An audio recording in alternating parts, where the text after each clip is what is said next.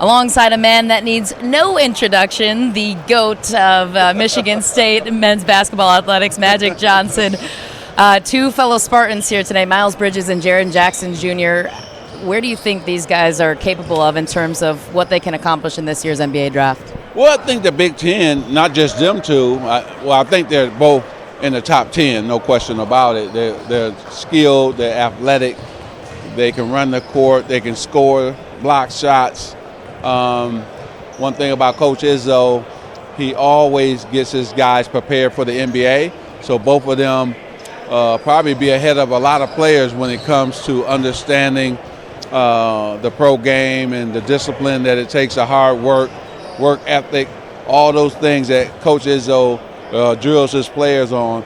But then also, too, there's some more players from the Big Ten that we'll be looking at as well. Michigan has a guy that's pretty good. Ohio State has a guy we've already seen.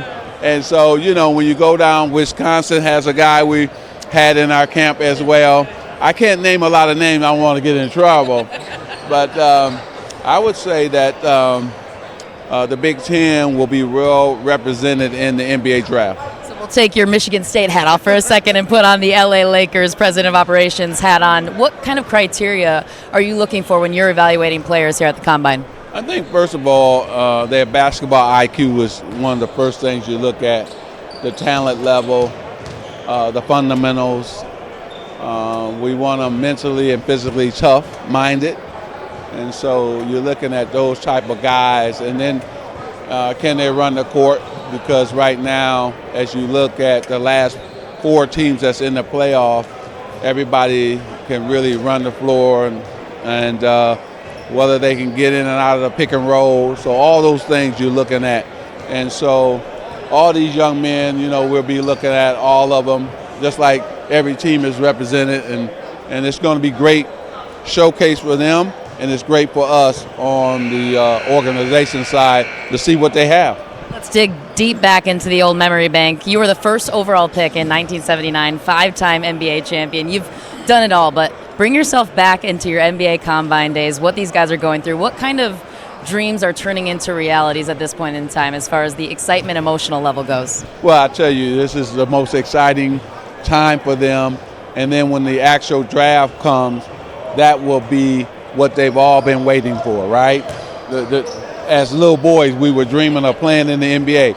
And we've always told our parents, we told our coaches, we told our siblings, we told our best friends, we told everybody in school that would listen to us, I'm going to the NBA. So now that opportunity is right in front of them, right around the corner, basically.